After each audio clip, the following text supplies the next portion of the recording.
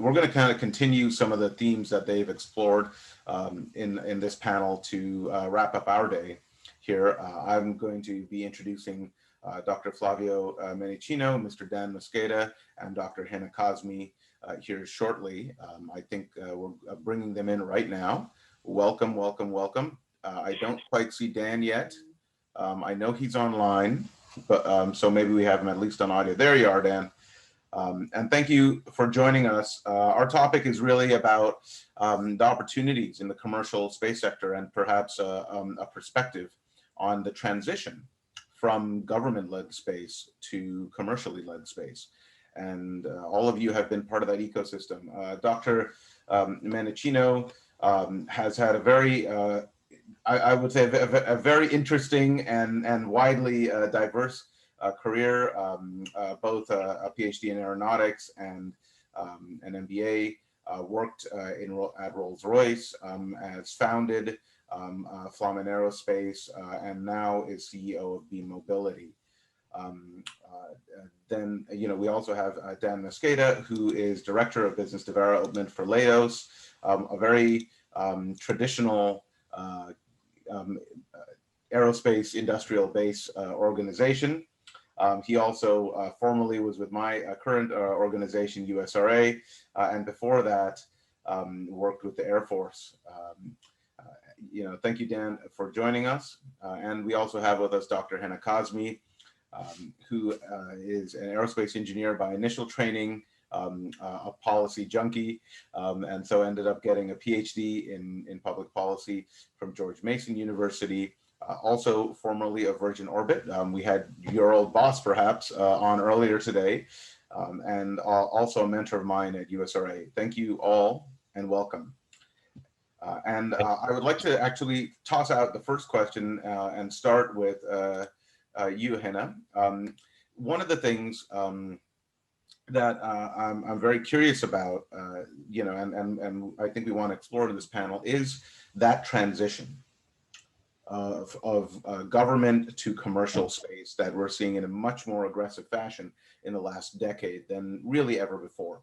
And you have worked both for as a civil servant, as a professional in commercial industry, and in nonprofit. So you kind of have the trifecta of space experience. Given your perspective, could you comment, perhaps even a little historically, on that transition and as you've seen it in your career? Yeah.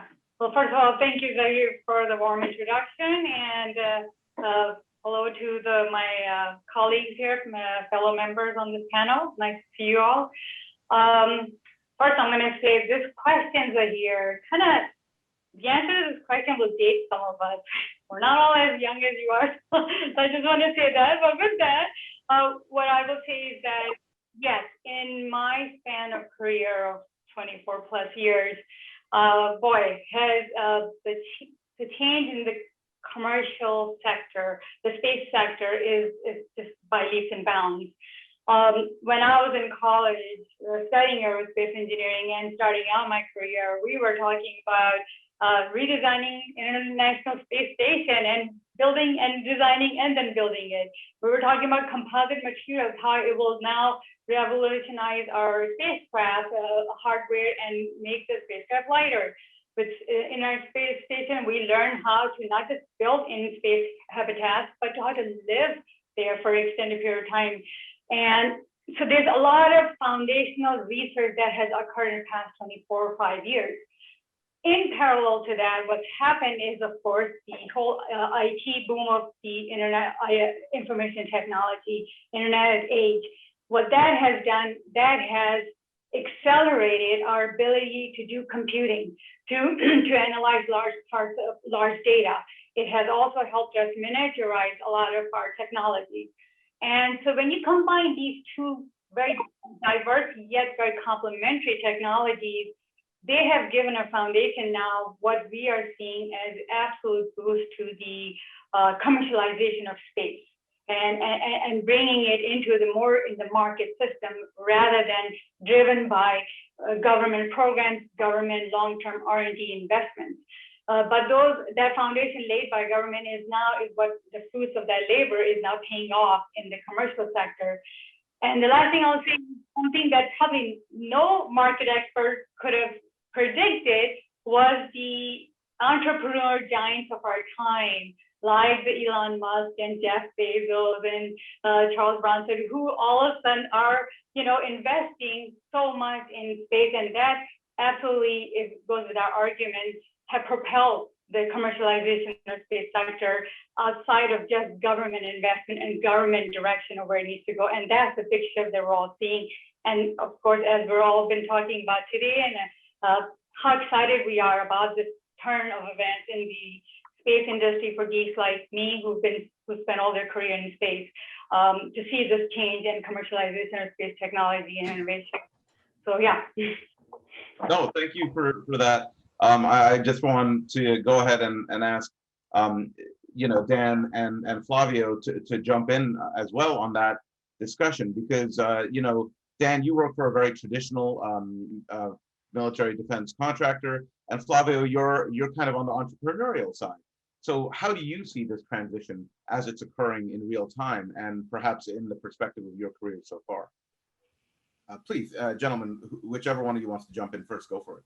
Sure. So, I would say that, interestingly enough, at Leidos, we cover the gambit in space, from national security space to civil space.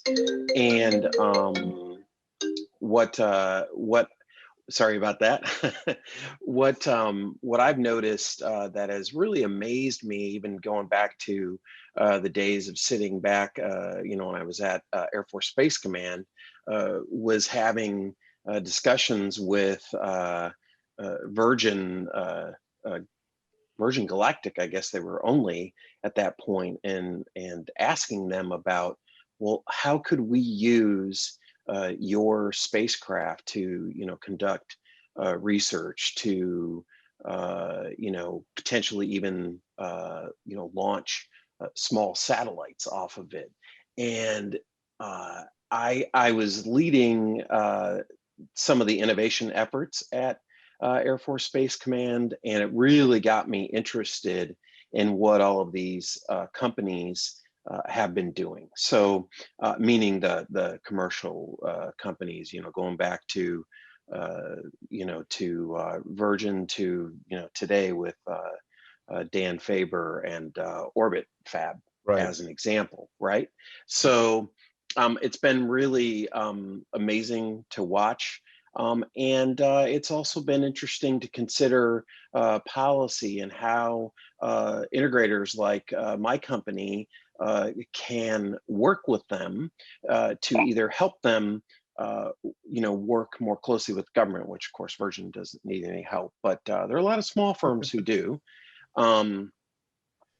And help them do a lot of work that they probably couldn't do or wouldn't be necessarily smart for them to do. So, and we've also just been looking at constantly surveilling all of the different kind of new technologies that are out there. So for a geek like me, it's fantastic. And on my weekly space group meeting at Leidos that we have, we constantly are talking about what's out there, and really what's open to us for partnerships, for improving national security space itself. And we can get into discussing that a little bit more in a bit. Flavio, please. Yes.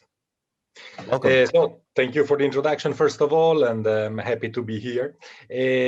So yes, on the entrepreneurial side, we have to say that I'm also not so young, so I saw the beginning of space era that was going strong, and then had a kind of disappointing period in which, the space shuttle program was interrupted and was, a bit going back instead of going forward.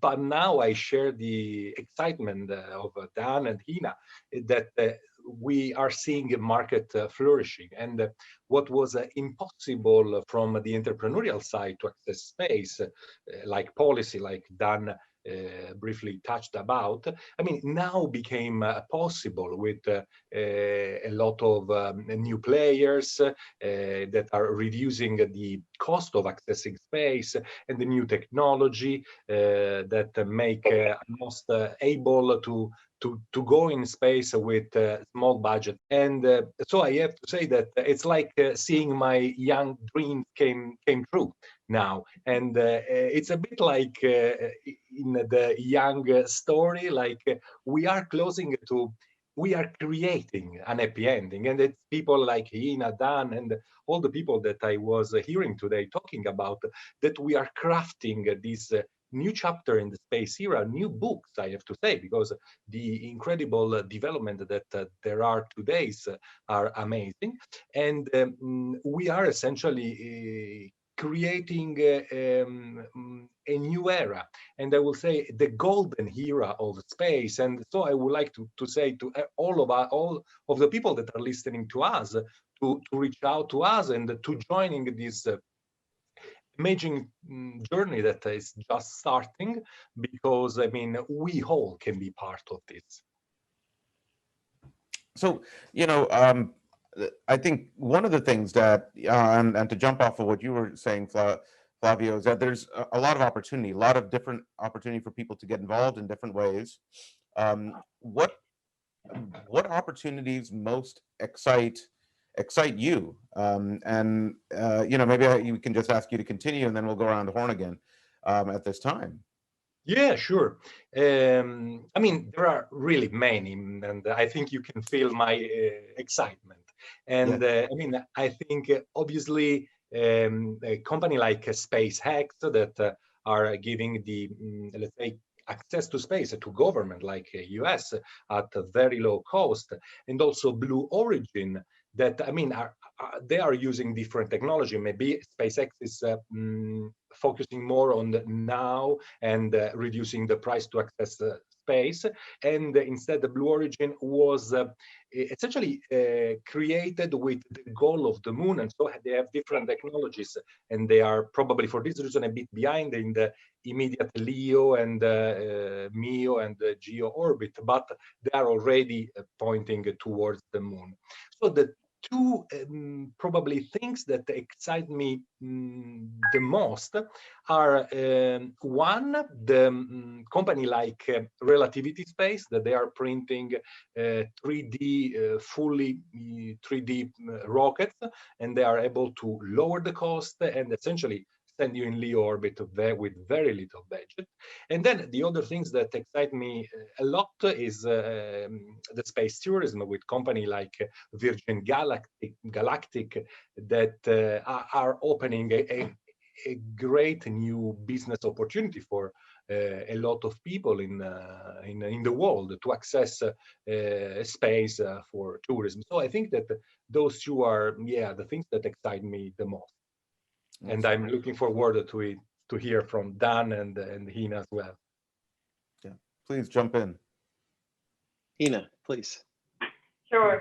Yeah, so I'll pick up on the last point you made, was the space tourism. That definitely excites me.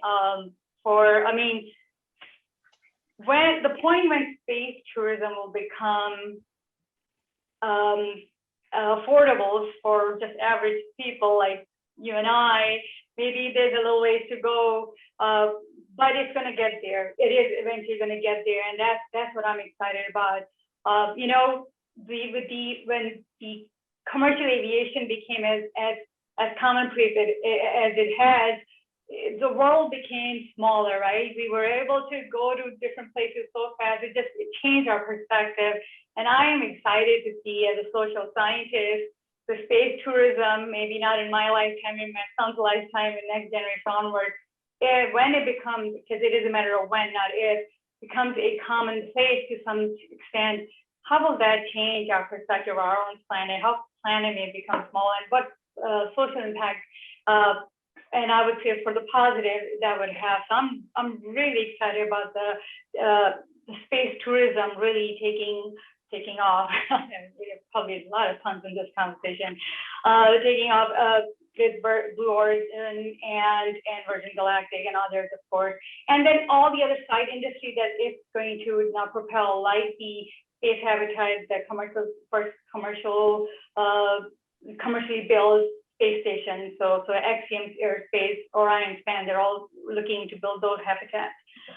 Second thing that excites me, more kind of closer to us, is broadband access. So with the lower cost, continuously low cost of launch vehicles, low cost of building satellites, and miniaturization technology, so we can build small satellites, get more out of them. The broadband access, the OneWeb, the space link, right? So now we're going to we've been talking about broadband access in every part of the globe. We actually are going to be now seeing that happening. And that's exciting because our appetite for data doesn't go away, it only grows. And broadband access and those, in-space access to the internet and just, accessibility across the country, connectedness, I think is going to change a lot of our way of approaching the data, how we use data, how we connect the data and all the dots in our life. And I think broadband access really gonna be the access to the data, ability to utilize the data is gonna really be at the user end. The last point I'll make in that is that, Internet of Things, IoT, right now it's more like IT speak or academic speak. It's not quite at the end user yet, but I think with the broadband access to all the technology and all the data points we'll have, it's going to become like a household term, not maybe IoT, but my ability to connect all the data streams that I manage in my life as a household, I can connect them. Now, access to all that data appetite there's a pros and cons to it, but that need is there, and the broadband access and all these launches of these satellites will provide us that access. So that's I'm excited about to see where that goes. So for me, Z, I would say that, and it's going to seem a little odd, is cislunar space domain awareness. And I just think it's exciting because it's something we need to, be thinking about and tackling. And I had a really cool conversation with Lieutenant General Thompson 2 weeks ago, and we were talking about this and how important it's going to be, because I think that what we're going to see is the Space Force is going to pick up some similar mission sets that I'm sure the Admiral can appreciate, that would be sort of similar to the Navy, in that, we're going to have this global space commons, and we need to make sure that these entrepreneurs and companies are able to operate freely and safely. And of course, as we've seen in the past, we've had some collisions, and it would be awfully nice if we could start things off right in XGEO, that being the area from GEO kind of out to the moon, right, and someday beyond, right? That we can make that a safe area for people to operate. So to me, that's hugely exciting to see that this is something that both NASA and Space Force are taking seriously, because we're really going to need some infrastructure for these companies. Like, when you start thinking about in situ resource utilization on the lunar surface, you do need to know sort of what's going on. You're going to need some communications infrastructure there as well. And that means that we're probably looking at orbiting satellites of the moon. Well, let's create a playing field where all our space operators are good neighbors and good space operators, and maybe we can avoid some of the difficulties that we've seen in LEO over the past, say, decade or so. Another exciting area is in space launch, and what I'm really amazed at, I mean, it's pretty neat what what SpaceX has done, but I'm actually more enamored by what Rocket Labs has done, by what Vox and Virgin Orbit are doing, and by companies like Vault, who are, as we speak, working through tests to be able to do rapid small launch. And I think for purposes of resilience, we're going to need those types of entrepreneurs and people with that kind of experience to really help the Space Force as it moves into using more small satellite assets for its mission. And then there is one thing, and it's not really looking forward, but it's looking back and appreciating what a couple of space pioneers have done, and that would be people like Dr. Victor Aguero, people like Dr. Bob Twiggs. Let's see, I know I'm going to forget some. Jordi Puig Soari, and there's one more, and his name is escaping me. I feel terrible, but these guys really brought the small satellite form factor so that we can do what is being done today, Right. both in commercial and government space, to advance science and to advance commerce. So I mean, listening to you guys talk about this, there's a lot of excitement. There's a lot of things to be excited about. And one of the things we like to do at America's Future Series is get real recommendations and ask our panelists who have all the amazing experience and knowledge that you do to be a little prescriptive and tell us what you really think needs to be done.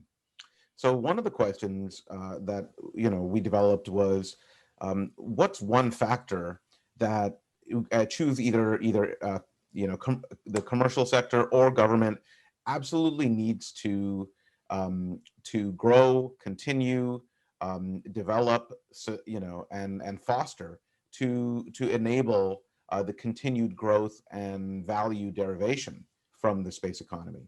And I'll just whoever wants to jump in first, go for it at this point. I can do. Yeah, you're all very polite to each other, but go for it. No. Please, Ina. Oh no, I was going to point you. I was pointing to you. You go ahead. Okay. Go for it. Okay. I never say no to a lady, so I will do.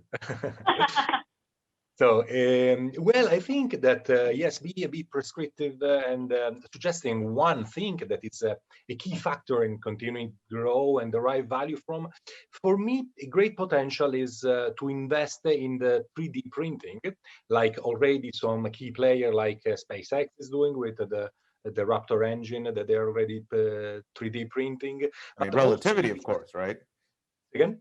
Relativity, of course. They raised 500 million earlier. Absolutely. Like I mentioned before, and I was going to do again, because I mean, they did great. I mean, with this big challenge, they are coming from Y Combinator, and now they have been visited by Jeff Bezos. That I think is it's interested in maybe buying it, but who knows? But I mean, the 3D printing is a key factor, because you cannot only be reliable to build things on Earth, but now you have also the possibility to do things in loco, and so you can create parts and components that can be, I mean, useful in a specific mission, and you don't know yet which one they will be. So it's of paramount importance, in my opinion, that if we want to conquer Moon and beyond, because we cannot rely only on Earth as our only one and only manufacturing facility. So this will create, I mean, maybe problems in close to Earth mission, but huge problem, and also disaster situation in far away. And we cannot think that we go to Mars and beyond in the solar system without having the possibility to use materials that are in loco or materials that we bring, but we specify which part they will be in our specific mission plan. So I think this is something that we have to focus a lot on, the 3D printing. All right, thank you. That's key, and it looks like the commercial investors are already involved in that. It would be, but it will be interesting to see how that evolves and whether or not the government needs to be involved. Maybe it just doesn't. I don't. I'm not sure yet. But perhaps Hannah or Dan, you could jump in. Sure. So I would say there are two areas, and I'm going to focus on government, just government's role. One is how does government change its way of managing, investing in programs and R&D for the new technologies. Now, what I mean by that is, with the new players in the space sector, the model of research and development and execution is really agile model, right? So it's not necessarily complex, along with the requirements and long-term execution of a program to see results. It is more agile. That's just the word of the day, of this generation. So what is important is to see how government changes to fit that new model, new approach to development and building new, space technology and space innovation. So if you think of NASA looking beyond the commercial space capability, enhancing the commercial space transportation capabilities, what's next? Moon and Mars habitation. There's just robotics. So there's just so much to explore and enhance as far as technological, viability to make it commercial. But how does government do that? It is going to be important to see, and most likely, government will have to change its model from going from long-term large programs and complex requirements to a more agile method. Second thing, and this one really excites me, is the regulatory framework that needs to happen with all the commercial space transportation traffic that's going to just only increase. Now, I know regulatory regulations and excitement don't really go in one sentence, but it really is it's a turning point in the sense that we're all day we've been talking about commercial space and space transportation and launching all these wonderful satellites and human transportation. But that's not happening in isolation. That's happening in coordination and along with everything else that happens in our very, very busy national airspace, which FAA oversees, regulates for public safety primarily, right? That's the essential role that FAA has in that sense. So now comes our increased space transportation traffic. And if you combine that with the drones that are going to be more and more embedded in our life day to day, and down the road looking at flying cars. So when you put all these pieces together, the national airspace, and not just US, across the world becomes all of a sudden very, very busy. And what will be very interesting coming in really near term, not very long, in the next 2 to 5 years, to see how it all comes together as far as regulatory framework. To FAA's credit, they're of course not sitting by and just observing and waiting for it. They actually are actively moving what they call the regulatory framework from, up to now it's accommodating, right? So Blue Origin or Virgin Orbit have to do a test launch of their new launch vehicle. They coordinate, which is more of a manual coordination with FAA. Okay, we're going to be launching in this particular airspace or this commercial airspace, schedule a time and call me, and when you're ready, sort of that way. What they are now doing is what they call a integrated approach. So they are looking at models like space data integrators. So it's a more dynamic approach to space transport, space traffic monitoring, and really the entire airspace system. So out of all of this will come new regulatory frameworks that will basically integrate the commercial aviation, the space transportation, and everything in between. And that is going to be, of course, can only happen with absolute close workings of the commercial sector across all those various industries and the government. So vice versa. So to make it some sort of a harmony. And of course, there'll be lessons learned along the way. This is all new for everybody. But this is the new kind of chapter that we're all going to be watching and see how it evolves. So yeah.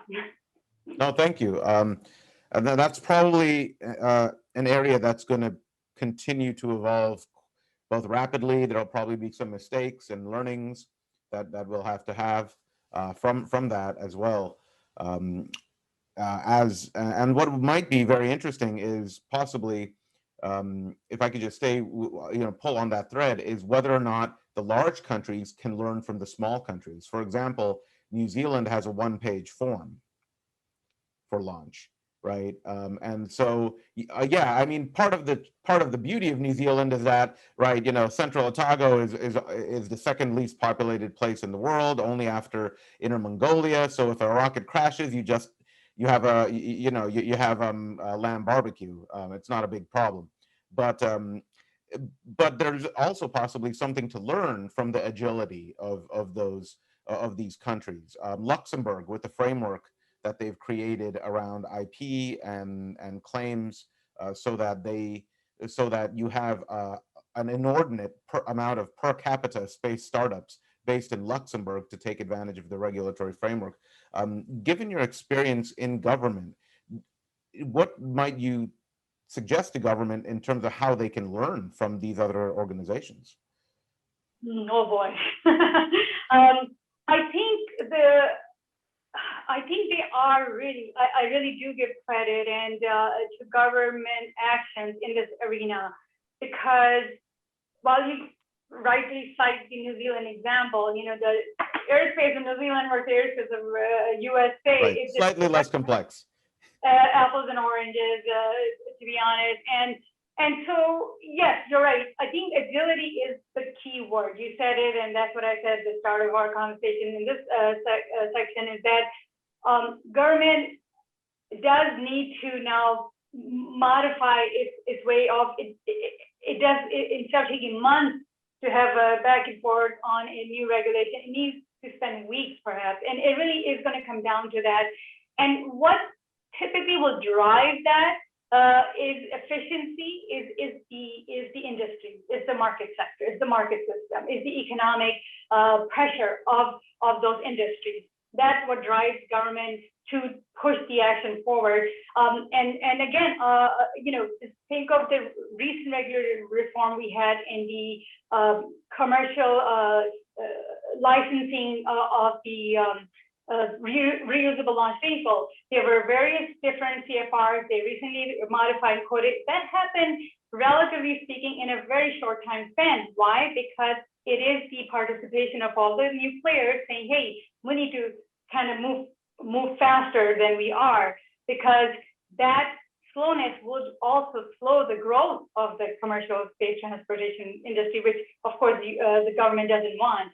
So FAA's motto is not just, of course, safety and first and foremost, but it is also the growth and economic potentials of the nation. So the two go hand in hand. And so I have no doubt that will happen. For example, Commercial Space Transportation Advisory Committee, COMSTAT. You could say up to a few years ago, it was kind of on the periphery. They would meet annually, but now in the past few years, they are kind of in the forefront. They really are having intense conversations about all of the things we're talking about here. And moreover, the commercial aviation partners, the commercial aviation industry is waking up to the growth of commercializing the space sector also. And they're saying, well, hang on a second, we've been enjoying this, the national airspace to our advantage as much as, we could. Now we got all these partners, and now so they really are showing up to these COMSTAT type meetings, discussions, saying, okay, how are we all going to do this? So I think there's a lot of momentum, there's a lot of excitement, and I don't see it being moving slowly. I do think market system will force it to move faster than maybe traditionally you would think it would. So yeah. Okay. Well, no, thank you for that. And, I want to toss the previous question over to you, Dan, to provide that commercial perspective to drive Okay. this change. What could government and or the commercial space industry be doing? What must they do to make sure that we continue this momentum and continue to derive value, so that we don't go into another space winter like we kind of had in the basically the late 80s through to the mid 2000s.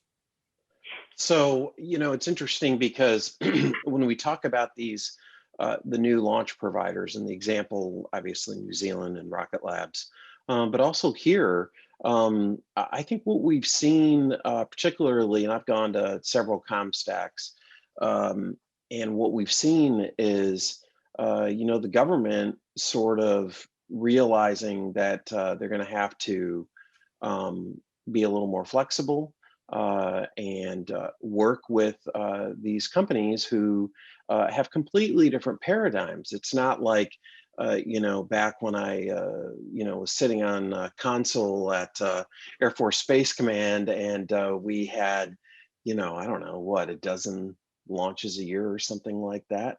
And, now you might be seeing that a month. Who knows? We could be seeing that every week. So I think that, I'm going to agree with what Hina's had to say. Additionally, I think that where the government needs to really learn from some past mistakes is, how difficult it's been for the FAA even to manage our national aerospace or national airspace, because the government doesn't necessarily fund them as well as they should be funded to be able to do what they need to do.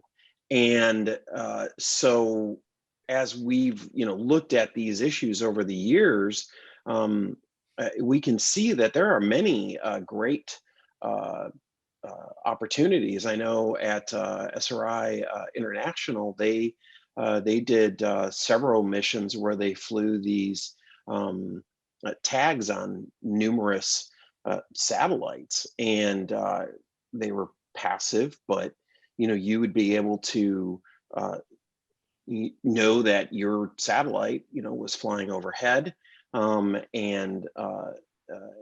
understand where it is, because there's always that time if it goes dark, well, where is it?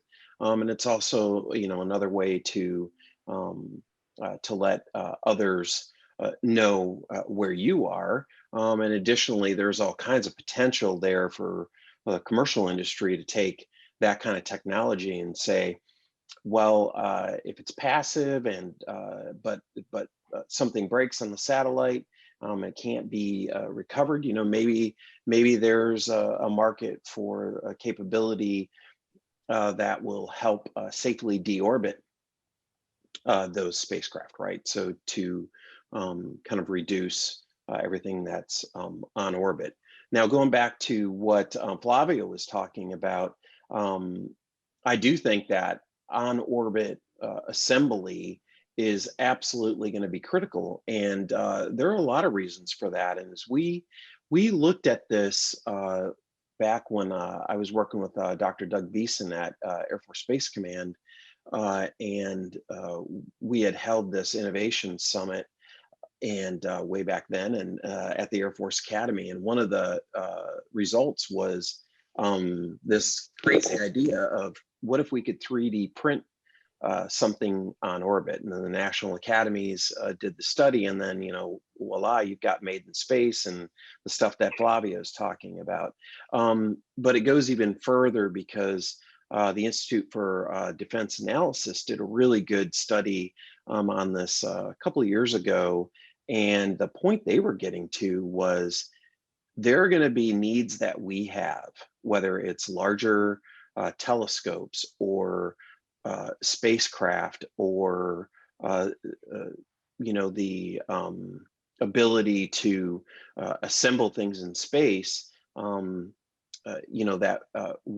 That's what we need to be focusing on, because the answer can't always be creating a bigger rocket launcher. So in fact, you could get to the point where some of these small launchers could be delivering aggregate to LEO, and then it gets moved up to wherever the on-orbit assembly plants are located, and then takes that aggregate and prints out the parts, and then has some very advanced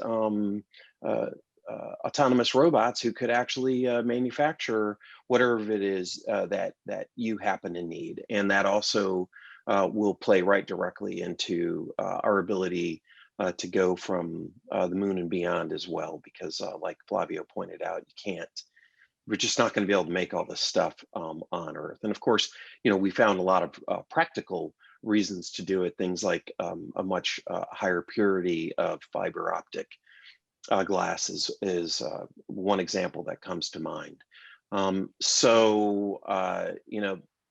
Those are some of the key things that we really do need to think about. And I'm going to throw one more challenge onto the policy side, and that is, how do you get our partners and adversaries to agree? Because, we're not the United States of the world, so we can't, just because FAA thinks it's a great idea for space traffic management, doesn't mean that once you're not over the United States that's going to have any weight. So that's tough. That's a tough nut to crack, and I don't want to be the person negotiating that one. Yeah. Well, that does kind of lead us into what could be what is a critical question, is the interplay between government and commercial responsibility of security in space. We're seeing a lot of different things happen. There's the accidents, and then there's the on purpose. And both have happened at this point, or at least for the latter, the capability has been demonstrated. I would be interested, and I think our audience is keen to hear your perspective on where does the responsibility lie? Where does it end for commercial? Where does it begin for government? Is there a feedback loop? And as you pointed out, Dan, how do we incorporate our allies and also fundamentally our adversaries? Because just like we share the ocean with our adversaries, we're going to be sharing space, and economics has to continue despite those diplomatic challenges. Well, if I can jump in on that, that's going to be that aspect of it's going to be the toughest part, right? But as far as security goes, I think one of the things that we really have to be thinking about is cybersecurity of any on-orbit asset. And again, I don't know how you come up with these policies that would be globally applicable, but we have to remember that every spacecraft that's out there is, particularly if it has any kind of capability of self-propulsion, is potentially an anti-satellite weapon itself. And so that's a really big deal. And it's going to be very difficult to enforce. Again, I think there are ways that we probably would be able to go about it in terms of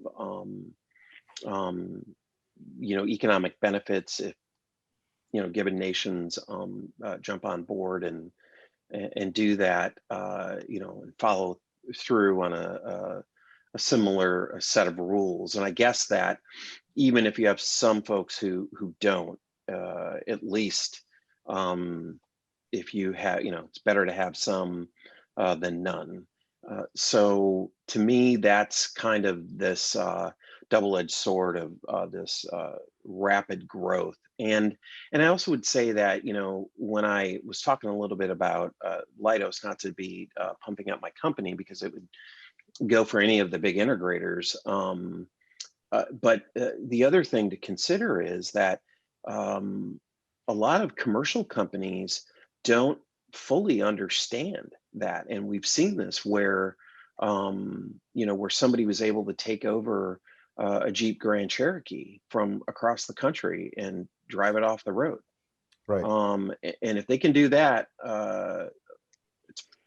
they'll definitely be able to do it to something on orbit. So it's a, you know, it's a serious matter to consider.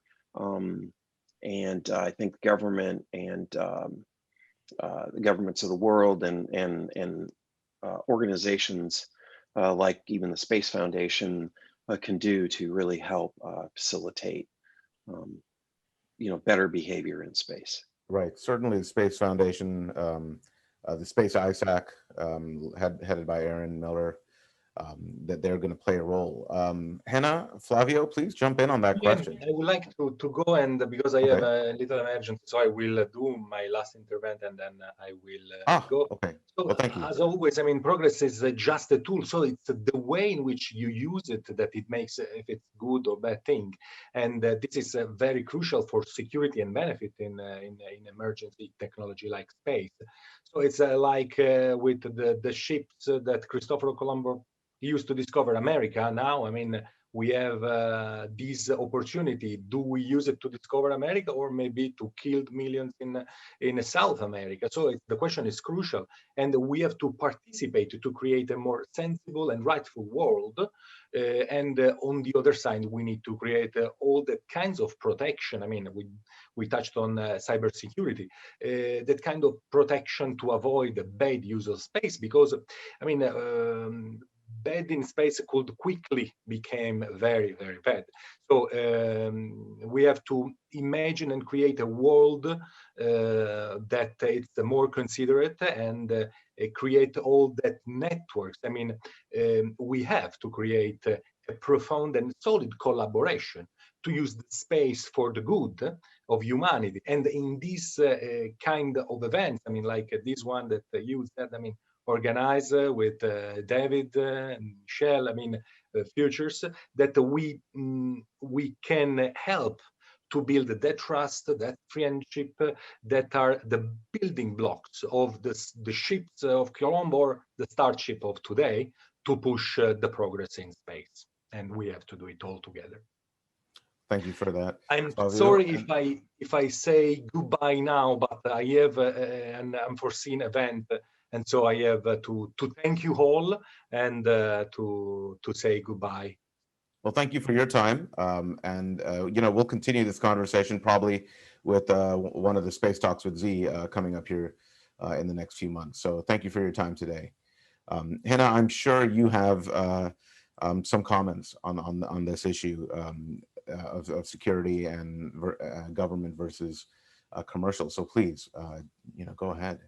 I'm very curious. Yeah, I mean, you know, what I would say is that as long as there are human beings on Earth and there are economic competition and national priorities, security concerns, those things are just part of the unfortunate part of the equation. And they always have been throughout history of humankind, and it won't change whether we start living on Mars or Moon. What I probably would rather focus on being more optimistic and kind of the societal benefits that could be with the growth of space economy. You know, from the start, there is a natural interdependence, international collaboration. We have seen it from the start, right? In the height of the most tense relationship between Russia and US, Russian cosmonauts and American astronauts were still working together aboard ISS and other international astronauts. So there is that inherent international connectedness to space and exploring space.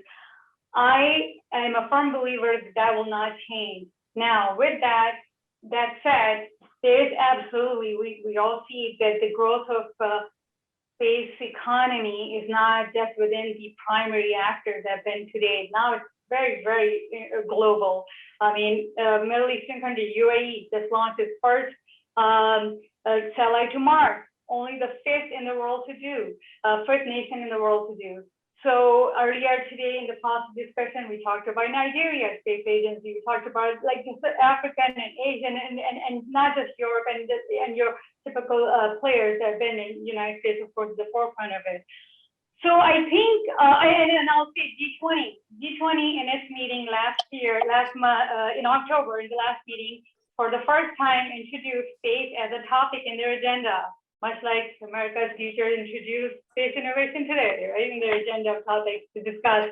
So the world is recognizing space as a very significant force of economic growth and economic boom for countries, for all of the countries. With that, I do believe, looking optimistically, that there will be even I think, in growth in international partnerships and international connection, looking beyond our borders, perhaps looking beyond even our planet, to how do we come together to build those moon bases and Mars bases and mine other asteroids. I think this is an opportunity to work together as you know, in a wider international collaboration, and that's what I focus on, and that's what I'm hoping that. And last thing I'll say, if it goes in that, if we take advantage of that opportunity as one global, you know, people of planet Earth, I think we will also then look back and say how to take care of our planet Earth, right? So we know this is where this is home, and I think there's a social aspect to all of this. It really is, and that it gives us a better appreciation. If we can, like earlier I talked about space tourism, one of the things that excites me is that what will that do for our appreciation of our planet Earth, and how to better take care of that, because up to now, all of us have not been doing a very good job of it. So I think there are some positive societal impacts that I look forward to seeing happen, maybe not in my lifetime, but definitely in the generations to come. And yes, unfortunately, the security and those national tensions will be there too. But thank you. No, that's very fair. As we move forward, what do you how do you see society also reacting to some of this? There's another factor in that feedback loop.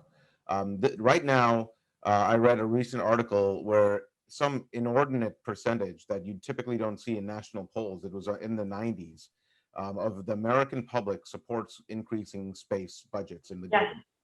Yeah. That's spectacular compared to only 25, 30 years ago, where you would see signs of what's the point of this? Let's fix problems here. That's a change in public perspective. There's a realization that this is relevant. There's value to be derived there, and certainly that there is a significant security aspect to this. How do you, what are your ideas, and please either of you jump in, about how both the commercial sectors can grab and provide value to the public? Just like with the internet, GPS, you know, the internet was started by DARPA and CERN in Geneva to send, you know, intelligence and science data, but it turned into one of the greatest probably the greatest economic driver of the last 25 years.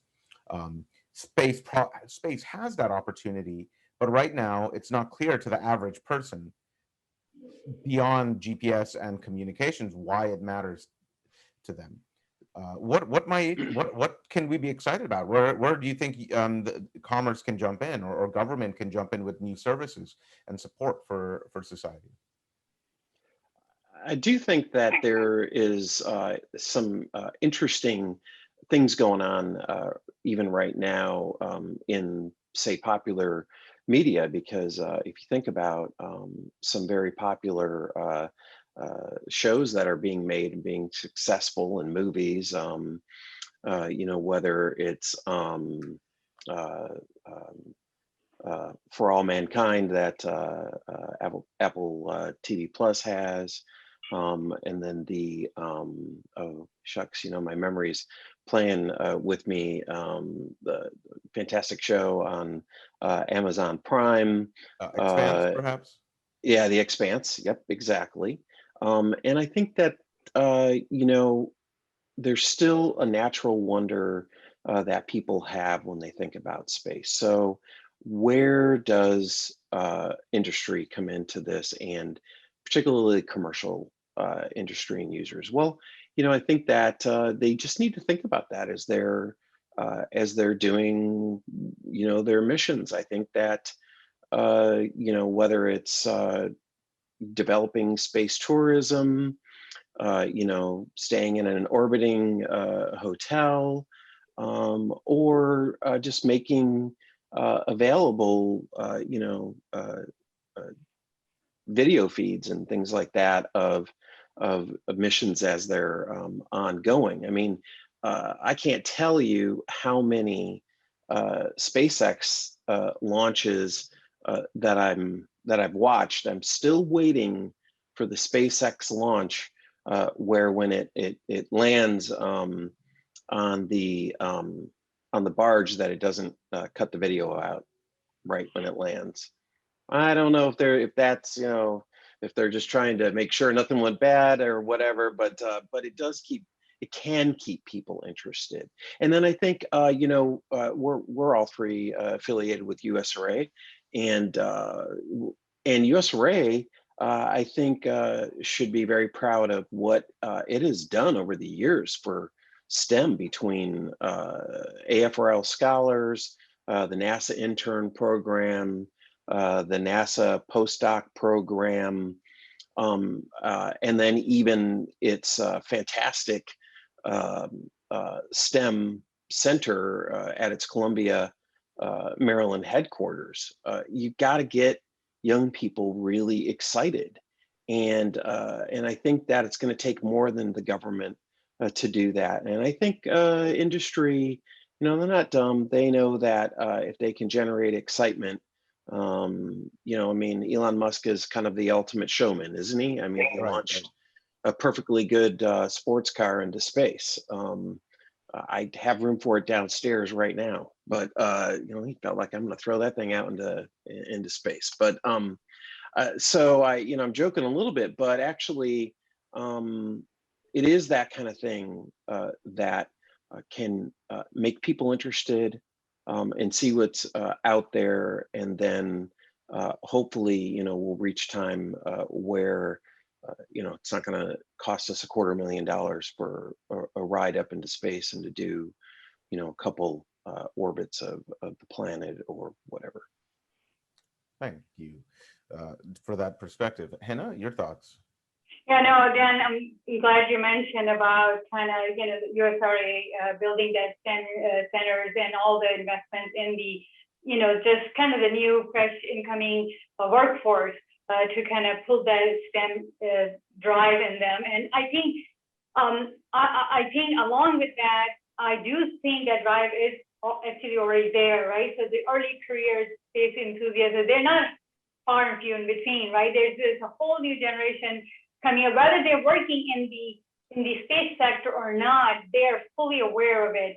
I think NASA over the years has done a great job of Office of Communication. Kudos to them, because once a Mars rover lands on Mars, the entire world watches. I don't know if it was quite as like that even 5-10 years ago. So I think the awareness of all our achievements across the board in various space sectors, and yes, much to thanks to Elon and Jeff Bezos and their popularity, has brought the younger generation into space, whether they want to work in space sector or not. They're integrated to it and they're aware of it, and they really feel like they're part of it.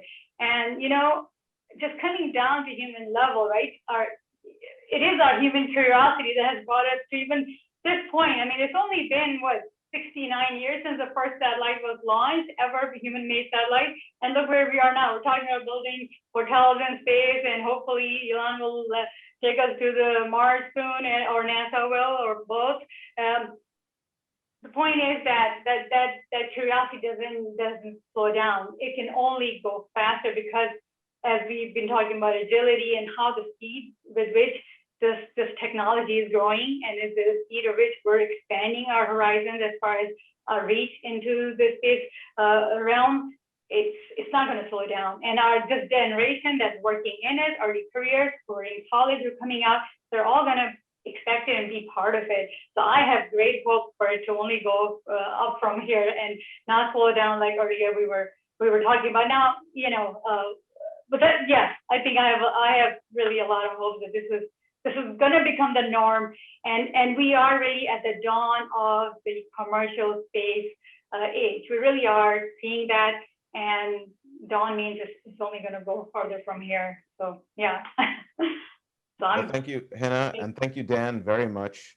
Thank you. And Flavio had to leave early, but our thanks to him as well for joining us today and providing some really spectacular perspectives, and really also being prescriptive, whether it was the direction to invest in 3D, look at the regulatory frameworks, or what about looking at the specific enabling regulations and investment that you suggested. And all of these things are ideas that are going to help define the future. So thank you again for joining us at this time.